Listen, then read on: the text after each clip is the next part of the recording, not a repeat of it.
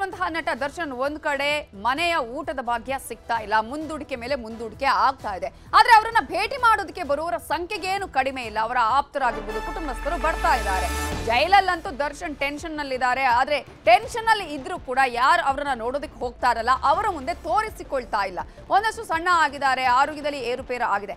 ಅಂತಹ ಒಂದು ಸಂದರ್ಭದಲ್ಲಿ ಟೆನ್ಷನ್ ಅನ್ನ ಕಡಿಮೆ ಮಾಡೋದಕ್ಕೆ, ಟೆನ್ಷನ್ ಫ್ರೀ ಆಗೋಕೆ ನಿರ್ದೇಶಕ ತರುಣ್ ಸುಧೀರ್ ಟಿಪ್ಸ್ ಅನ್ನ ಕೊಟ್ಟಿದ್ದಾರೆ. ಹಲವು ವರ್ಷಗಳಿಂದಲೂ ಕೂಡ ಒಟ್ಟಿಗೆ ಇದ್ದಾರೆ, ಆಪ್ತರಲ್ಲಿ ಪ್ರಮುಖರು ತರುಣ್ ಸುಧೀರ್. ಇಂತಹ ಸಂದರ್ಭದಲ್ಲಿ ದರ್ಶನ್ರನ್ನ ಹಿಂಗ್ ನೋಡೋದೇ ಕಷ್ಟ, ನಮ್ಗೆ ಕಷ್ಟ ಆಗುತ್ತೆ ಅನ್ನುವ ಮಾತನ್ನ ಹೇಳ್ತಾ ಇದ್ರು.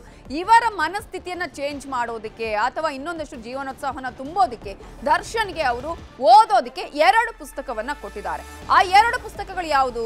ದರ್ಶನ್ಗೆ ಕೊಟ್ಟಂತಹ 2 ಪುಸ್ತಕಗಳನ್ನ ನಾವು ಗಮನಿಸ್ತಾ ಹೋಗೋದಾದ್ರೆ, ಅರ್ಜುನ ಆನೆ ಹಾಗೂ ಅಲ್ಕೆಮಿಸ್ಟ್ ಕನ್ನಡ ವರ್ಷನ್ನ ಬುಕ್ ಅನ್ನ ತರುಣ್ ಸುಧೀರ್ ಅವರು ಕೊಟ್ಟಿದ್ದಾರೆ. ನಿನ್ನೆ ಕೊಟ್ಟು ಬಂದಿದ್ದಾರೆ. ಇದನ್ನ ಓದಿ ಅಂತ ಹೇಳಿ ಸಲಹೆಯನ್ನ ಕೂಡ ಕೊಟ್ಟಿದ್ದಾರೆ ತರುಣ್ ಸುಧೀರ್ ಅವರು. ಯಾಕಂತ ಹೇಳಿದ್ರೆ ಇಂತಹ ಮನಸ್ಥಿತಿಯಲ್ಲಿ ಏನು ಮಾಡೋದಕ್ಕೆ ಸಾಧ್ಯ ಇಲ್ಲ, ಜೀವನೋತ್ಸಾಹ ಕಡಿಮೆ ಆಗಿರುತ್ತೆ. ಜೊತೆಗೆ ಇಂತಹ ಸಂದರ್ಭದಲ್ಲಿ ಸಾಕಷ್ಟು ರೀತಿಯ ಮಾನಸಿಕ ಖಿನ್ನತೆಗೆ ಒಳಗಾಗುವ ಸಾಧ್ಯತೆ ಇದೆ.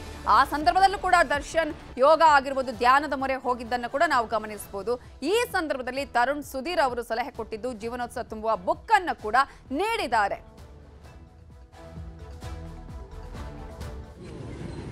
ಆಲ್ಕಮಿಸ್ಟ್ ಕನ್ನಡ ವರ್ಷ ಅರ್ಜುನ ಆನೆ ಎಂದು ಅರ್ಜುನ ಅಂತ.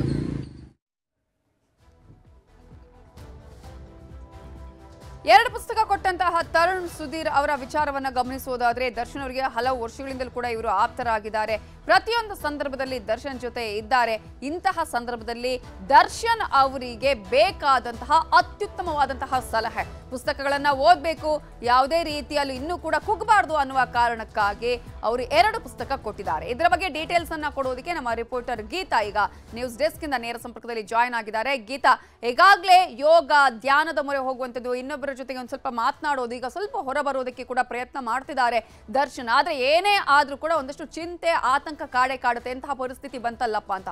ಸೊ ಪುಸ್ತಕಗಳಿಂದ, ಅದರಲ್ಲೂ ಕೂಡ ತರುಣ್ ಸುಧೀರ್ ಅವರು ಅವರಿಗೆ ಯಾವ ರೀತಿಯ ಪುಸ್ತಕಗಳು ಬೇಕೋ ಅಂತಹ ಪುಸ್ತಕಗಳನ್ನೇ ಕೊಟ್ಟಿದ್ದಾರೆ. ಅದು ಎಷ್ಟು ಸಹಕಾರಿ ಆಗಬಹುದು, ಜೊತೆಗೆ ಆ ಪುಸ್ತಕಗಳ ಬಗ್ಗೆನೂ ವಿವರಣೆಯನ್ನ ಕೊಡೋದಾದ್ರೆ.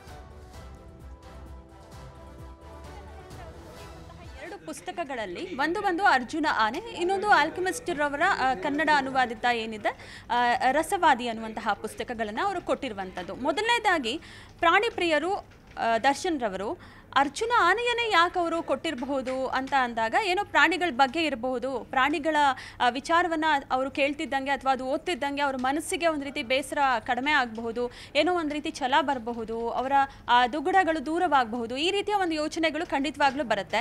ಆದರೆ ಅರ್ಜುನ ಆನೆ ಅನ್ನುವಂತಹ ಪುಸ್ತಕದಲ್ಲಿ ಏನಿದೆ ಅನ್ನುವಂಥದ್ದನ್ನು ನೋಡೋದಾದರೆ, ಈ ಒಂದು ಪುಸ್ತಕದಲ್ಲಿ ಒಂದು ರೀತಿ ಹೋರಾಟ ಮಾಡಿ ಸಾವನ್ನಪ್ಪಿರುವಂತಹ ಆನೆಗಳ ಬಗೆಗೆ ಸುದ್ದಿ ಅಂತ ಹೇಳ್ಬೋದು, ವಿಷಯಗಳಿರಬಹುದು. ಏನಪ್ಪಾ ಅಂತ ಹೇಳಿದ್ರೆ, ದ್ರೋಣ, ಅರ್ಜುನ, ಬಲರಾಮ, ರಾಜೇಂದ್ರ, ಗೋಪಾಲಸ್ವಾಮಿ ಇಂತಹ 5 ಆನೆಗಳ ಒಂದು ಕಥೆಗಳನ್ನ ಅದರಲ್ಲಿ ಹೇಳ್ತಾರೆ. ಈ ಆನೆಗಳ ಹೆಸರನ್ನ ನಾನು ಏನು ಹೇಳಿದೆ, ಇವರೆಲ್ಲರೂ ಕೂಡ ಸಾಮಾನ್ಯವಾಗಿ ನಾರ್ಮಲ್ ಆಗಿ ಮರಣವನ್ನ ಅಪ್ಪಿರುವಂತಹ ಪ್ರಾಣಿಗಳಲ್ಲ.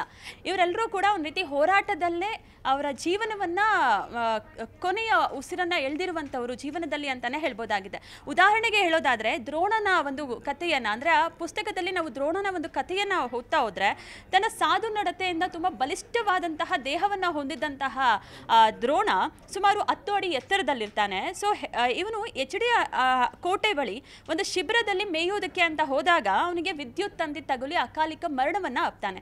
ಈ ಒಂದು ಕಥೆಯ ಜೊತೆಗೆ, ಅಂದ್ರೆ ಈ ಒಂದು ಯಾವ ರೀತಿ ಅವನು ಮರಣವನ್ನ ಅಪ್ಪಿದ ಅನ್ನುವಂತಹ ಜೊತೆಗೆ, ದ್ರೋಣ ಇದ್ದಾಗ ಏನೆಲ್ಲ ಕೆಲಸವನ್ನ ಮಾಡಿದ್ದ ಅನ್ನುವಂತಹ ಒಂದು ಮೋಟಿವೇಟ್ ಆಗುವಂತಹ ಕಥೆಯನ್ನ ಕೂಡ ಅಲ್ಲಿ ಹೇಳಿರುವುದನ್ನ ನಾವು ಗಮನಿಸಬಹುದು. ಇನ್ನು ಅರ್ಜುನನ ಬಗೆಗೆ ಹೇಳೋದೇ ಬೇಡ. ಯಾಕಂತ ಹೇಳಿದ್ರೆ ಅವನು ಲಾಸ್ಟ್ ಇಯರ್ ಅಷ್ಟೇ, ಕೊನೆಯ ವರ್ಷ, ಕಳೆದ ವರ್ಷ ಅಷ್ಟೇ ಅವನು ನಿಧನವನ್ನ ಅಪ್ಪಿರುವಂಥದ್ದನ್ನ ನಾವು ಕೂಡ ಗಮನಿಸಬಹುದು. ಇನ್ನು ಗೋಪಾಲಸ್ವಾಮಿ, ಈ ಆನೆಗಳ ಬಗೆಗೆ ಅವರು ಓದ್ತಾ ಹೋದ್ರೆ ಎಲ್ಲೋ ಒಂದು ರೀತಿ ಛಲ ಬರ್ಬೋದು. ಯಾಕಂತ ಹೇಳಿದ್ರೆ ಆನೆಯನ್ನ ಇಷ್ಟಪಡ್ತಾರೆ, ಆನೆಗಳೇ ಇಷ್ಟೊಂದು ಹೋರಾಟದ ಬದುಕನ್ನ ನಡೆಸಿರ್ಬೇಕಾದ್ರೆ ಇನ್ನು ಮನುಷ್ಯರಾದವರು ನಾವು ಯಾವ ರೀತಿ ಬದುಕಬಾರ್ದು, ಯಾವ ರೀತಿ ಎದೆಗುಂದಬಾರ್ದು ಅನ್ನುವಂತಹ ಒಂದು ಕಥೆಯನ್ನ ಅದು ಹೊಂದಿರಬಹುದು. ಅದನ್ನು ಓದ್ತಾ ಎಲ್ಲೋ ಒಂದು ರೀತಿ ಅವರ ಮನಸ್ಸು ಬದಲಾಗಬಹುದು ಅನ್ನುವಂಥ ರೀತಿಯಲ್ಲಿ ಅರ್ಜುನ ಆನೆಯ ಒಂದು ಪುಸ್ತಕವನ್ನ ಕೂಡ ಕೊಟ್ಟಿರಬಹುದು ಅಂತ ಹೇಳ್ಬೋದು ನವಿತಾ. Thank you Geetha ಡೀಟೇಲ್ಸ್ಗೆ.